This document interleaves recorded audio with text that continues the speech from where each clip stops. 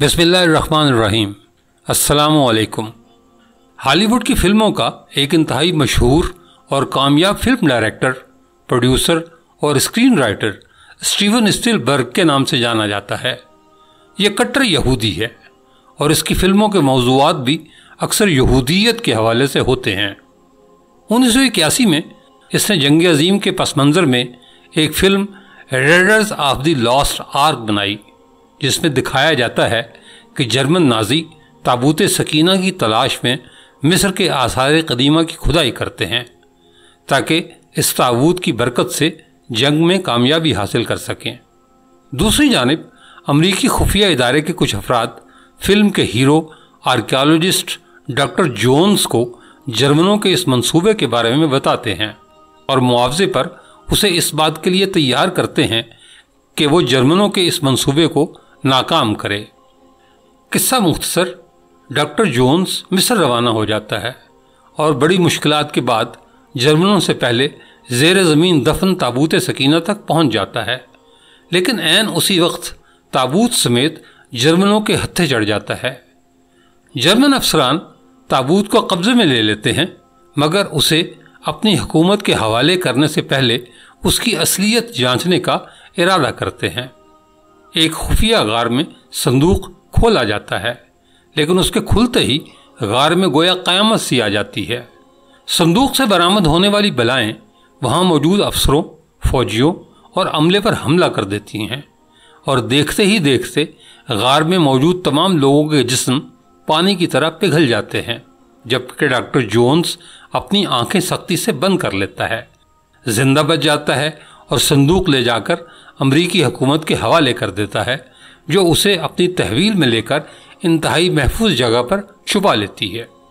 ये एक मिसाल है जिसका मकसद इस संदूक यानी ताबूत सकीना की यहूदियों की नज़र में अहमियत उजागर करना है। सिर्फ यही नहीं, बल्कि ताबूत सकीना पर हज़ारों फिल्में और डॉक्यूमेंट्रीज बनाई जा चुकी हैं, जिनमें इसकी अहमियत और इसकी तलाश के हवाले से कोशिशें दिखाई गई हैं। लेकिन हकीकत यह है कि इस संदूक तक आज तक किसी की रसाई नहीं हो सकी।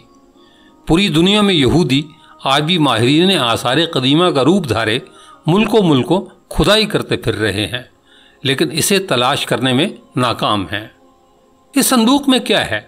ये संदूक यहूदियों के लिए ज़िंदगी और मौत का मसला क्यों बना हुआ है? यहूदी इस संदूक का क्या करना चाहते हैं? सबसे पहले हम कुरान पाक में देखते हैं कि इस संदूक की क्या अहमियत थी और इसमें क्या था। हमारे लिए कुरान पाक से बढ़कर और कोई हवाला नहीं।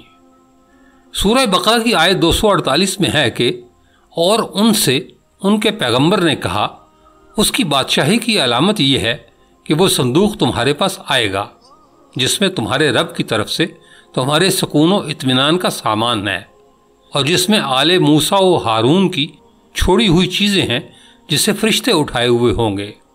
अगर तुम ईमान वाले हो तो यकीनन उसमें तुम्हारे लिए बड़ी निशानी है। इस आयत में ताबूत का मतलब संदूक और सकीना का मतलब ऐसा सामान जिससे दिल को सुकून और राहत मिले, यानी इस संदूक में ऐसा सामान था जिसकी बरकत से दिलों को मजबूती और तस्कीन मिलती थी। तफसीर के मुताबिक ये संदूक सबसे पहले हज़रत आदम अलैहिस्सलाम पर जन्नत से उतारा गया था। ये शमशाद नामी लकड़ी से बना हुआ था। इस मुक़द्दस व मुतबर्रक संदूक में हज़रत आदम अलैहिस्सलाम अपना ज़रूरी सामान रखा करते थे। संदूक नस्ल दर नस्ल चलता हुआ हज़रत याकूब अलैहिस्सलाम तक पहुँचा। हज़रत याकूब अलैहिस्सलाम का लक़ब इसराइल था, चुनाचे उनकी औलाद बनी इसराइल यानी औलाद इसराइल कहलाई। हज़रत याकूब अलैहिस्सलाम के एक बेटे का नाम यहूदा था, जिनकी नस्ल को हम यहूदियों के नाम से पुकारते हैं। ये संदूक बनी इसराइल के पैगंबरों के पास आ गया। यहूदियों के पहले रसूल हज़रत मूसा अलैहिस्सलाम थे, चुनाचे ये संदूक उनके ज़ेरे इस्तेमाल रहा। इसमें आप अपना असा मुबारक और आप पर नाजिल होने वाली तौरात की लोहें रखा करते थे, यानी इस संदूक में अंबिया के मोजज़ात की अशिया महफूज होती थी। हज़रत मूसा और हज़रत हारून के दुनिया से रुखसत होने पर उनके लिबास, असा मुबारक, अमामा और आसमान से उतारा जाने वाला मनो सलबा भी इस संदूक में महफूज कर दिया गया और ये संदूक قوم کے سرداروں کی تحویل میں چلا گیا۔ یہ معجزات اللہ کی طرف سے ان انبیاء پر اتارے گئے تھے، چنانچہ ان کی برکت سے اس صندوق کو خاص فضیلت حاصل تھی۔ بنی اسرائیل کے لوگ اس صندوق کا بے حد احترام کرتے تھے۔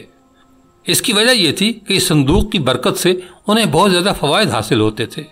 کبھی کوئی آسمانی آفت آتی تو یہ اس صندوق کے سامنے بیٹھ کر دعا کرتے تو حیرت انگیز طور پر وہ آفت فوراً ٹل جاتی۔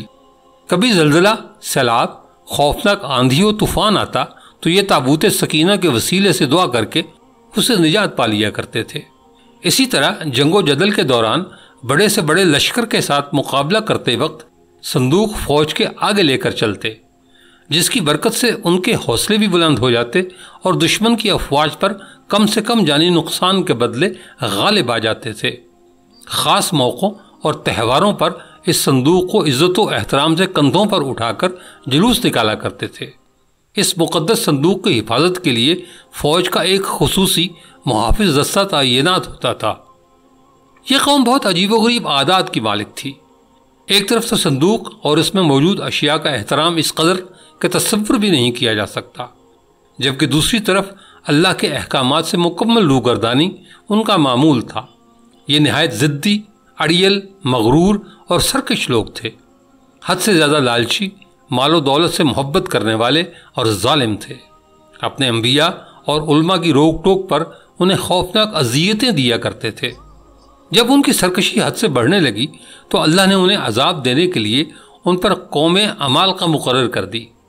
اس قوم کے بادشاہ جالوت نے ان پر انتہائی زبردست حملہ کیا، ان کی بستیاں اجاڑ دیں، شہروں کو جلا کر راکھ کا ڈھیر بنا دیا، بے شمار لوگوں کو قتل کر دیا اور ان کا تابوت سکینہ چھین کر ساتھ لے گیا۔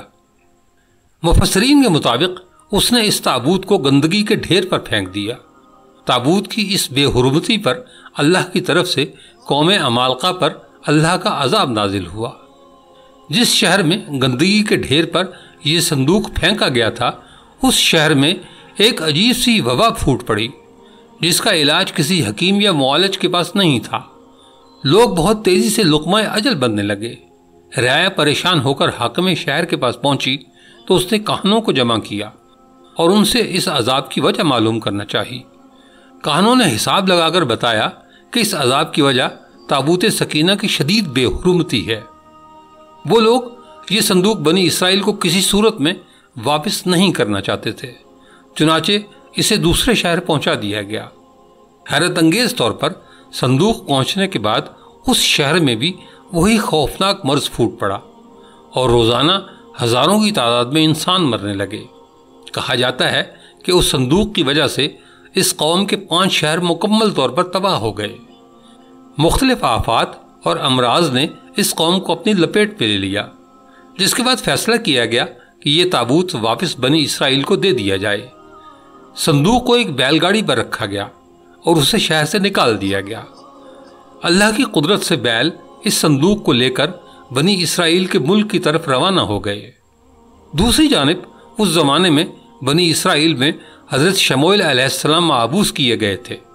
حضرت شموئیل طالوت نامی ایک نیک انسان کو بنی اسرائیل کا بادشاہ بنانا چاہتے تھے، جبکہ بنی اسرائیل حسب معمول سرکشی اختیار کیے ہوئے تھے اور اپنے نبی کی کسی بات پر عمل کرنے کو تیار نہیں تھے۔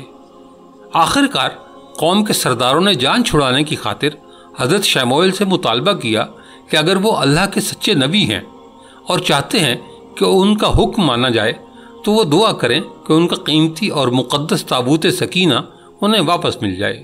اگر ان کی دعا قبول ہو گئی تو وہ ان کی ہر بات تسلیم کر لیں گے۔ اس پر حضرت شموئیل نے حکم ربی سے ان سے وعدہ کر لیا کہ تابوت سکینہ اگلے روز صبح تک خود بخود ان کے پاس پہنچ جائے گا۔ اس پر سردار ان کا مذاق اڑانے لگے، کیونکہ وہ قوم عمالقہ کی غضبناکی سے اچھی طرح واقف تھے اور جانتے تھے کہ ان کے قبضے سے اس تابوت کا واپس ملنا ناممکن تھا۔ اگلے روز بیل گاڑی پر لدا ہوا تابوت سکینہ ان تک پہنچ گیا، جس پر حسب وعدہ انہوں نے اپنے نبی کا حکم مان کر طالوت کو اپنا بادشاہ تسلیم کر لیا۔ قرآن پاک کی آیت میں اسی واقعے کا ذکر کیا گیا ہے۔ تابوت سکینہ دوبارہ حاصل ہونے پر اس قوم کے حالات میں ایک بار پھر بہتری آنے لگی، لیکن ان کے اعمال وہی رہے۔ پھر حضرت داؤد علیہ السلام کا دور آیا۔ اس وقت تک یہ قوم خانہ بدوشوں کی سی زندگی گزارتی تھی اور تابوت سکینہ بھی ایک خیمے میں ہی رکھا جاتا تھا۔ حضرت داؤد نے ان کے لیے ایک عبادت گاہ تعمیر کرنے کا ارادہ کیا، جسے ان کے بعد ان کے بیٹے حضرت سلیمان علیہ السلام نے بیت المقدس کے مقام پر عظیم الشان عبادت گاہ کی شکل میں پایۂ تکمیل تک پہنچایا۔ تابوت سکینہ کو خیمے سے نکال کر اس عبادت گاہ میں رکھ دیا گیا۔